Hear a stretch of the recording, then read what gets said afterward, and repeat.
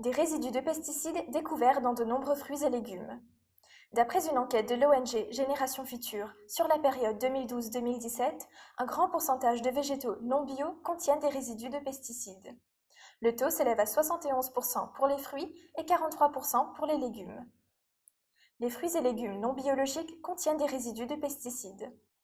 Pour ce rapport, l'association s'est penchée sur les statistiques de la Direction générale de la répression des fraudes.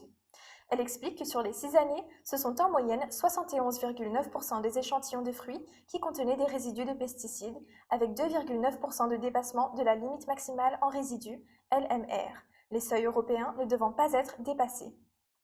Pour les légumes, la proportion est de 43,3% et de 3,4% de dépassement de LMR. Quels sont les végétaux non bio les plus concernés ?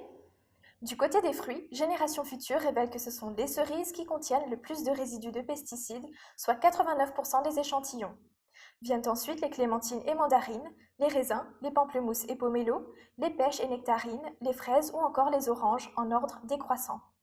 À l'opposé, les prunes, les mirabelles, les avocats et les kiwis sont les fruits qui en comportent le moins. Concernant les légumes, le céleri branche prend une nouvelle fois la tête du classement des végétaux non bio avec le plus de résidus de pesticides. Il est suivi du céleri rave, des herbes fraîches, des endives et des laitues.